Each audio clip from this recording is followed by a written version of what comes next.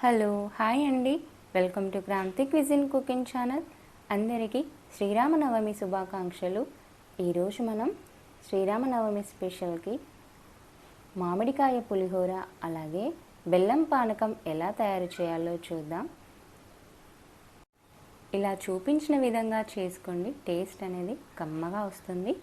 ఇప్పుడు తయారీ విధానం: ముందుగా ఒక మీడియం సైజు మామిడికాయని తీసుకొని దాన్ని తొక్క తీసేసి చక్కగా ఇలా తురిమేసుకోండి. ఇలా తురుముకున్న దాన్ని పక్కన పెట్టేసుకొని ఇప్పుడు స్టవ్ పై కడాయి పెట్టేసుకొని అది వేడైన తర్వాత ఒక 12 టేబుల్ స్పూన్ల ఆయిల్ వేసుకోండి.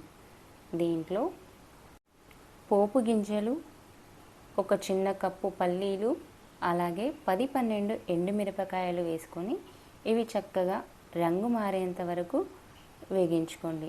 కాస్త గ్యాస్ అనేది సన్న సెగపై పెట్టేసుకొని ఇప్పుడు దీంట్లోనే సన్నగా తురుముకున్న మామిడికాయ తురుము వేసుకొని పచ్చి వాసన పోయేంత వరకు వేగించుకోవాలి. ఇలా వేగిన తర్వాత దీంట్లో ఒక పావు టీ స్పూన్ మిరియాల పొడి, పావు టీ స్పూన్ పసుపు, పావు టీ స్పూన్ సాల్ట్ వేసుకోండి. అలాగే ఒక అర టీ స్పూన్ బెల్లం వేసుకోండి. పులుపు అనేది మరీ తగలకుండా కొంచెం బెల్లం వేసుకుంటే టేస్ట్ అనేది బాగుంటుంది. ఇప్పుడు ఇవన్నీ చక్కగా మగ్గిన తర్వాత ఆయిల్లో దీన్ని పక్కన పెట్టేసుకొని చల్లార్చేంత వరకు ఉంచుకుందాం. ఇప్పుడు ఒక బౌల్ ఉడికించి పెట్టుకున్న రైస్ అండి, ఇలా పుల్లలు పుల్లలుగా ఉడికించుకోవాలి. ఇప్పుడు దీంట్లో మనం చల్లార్చి పెట్టుకున్న మామిడికాయది వేసుకొని చక్కగా రైస్తో పాటు కలిసిపోయేలాగా కలుపుకోవాలి. ఒకవేళ సాల్ట్ అనేది సరిపోకపోతే ఇప్పుడు యాడ్ చేసుకొని చక్కగా అన్నీ కలిసేలాగా కలుపుకోండి. చూసారు కదా, ఇలా చూపించిన విధంగా చక్కగా కలిపేసుకొని ఒక బౌల్లోకి సర్వ్ చేసుకోండి. చూసారు కదా ఎంత చక్కగా కలర్ఫుల్గా కనపడుతుందో. ఇప్పుడు మనం బెల్లం పానకం తయారు చేసుకుందాం.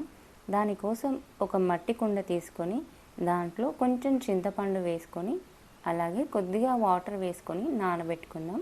ఒక 15 నిమిషాలు ఇలా నానిన తర్వాత చింతపండు అనేది చక్కగా ఇలా చూపించిన విధంగా కలుపుకొని చింతపండు అనేది తీసి పక్కన పెట్టేసుకోండి. ఇప్పుడు దీంట్లో ఒక పావు టీ స్పూన్ మిరియాల పొడి, ఒక 3 టేబుల్ స్పూన్ బెల్లం వేసుకోండి. దీంట్లో సాల్ట్ అనేది వేయకూడదు. ఇలా బెల్లం కరిగించుకున్న తర్వాత ఒక అర లీటర్ పాటు వాటర్ వేసుకోండి. ఇప్పుడు దీంట్లో కొద్దిగా తులసి ఆకులు వేసుకొని ఒకసారి కలిపేసుకున్న తర్వాత మన బెల్లం పానకం రెడీ అయిపోయింది. చూసారు కదా ఎంతో సింపుల్గా మన శ్రీరామనవమి స్పెషల్గా మామిడికాయ పులిహోర అలాగే బెల్లం పానకం ఇలా చేసి పెట్టండి. ఇంట్లో వాళ్ళు ఇష్టంగా తింటారు, అలాగే రుచి కూడా చాలా బాగుంది. వీడియో కనుక మీకు నచ్చినట్లయితే లైక్ చేయండి.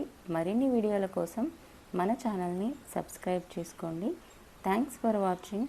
ఇంగ్రీడియంట్స్ డిస్క్రిప్షన్లో ఉన్నాయి, చెక్ చేయండి.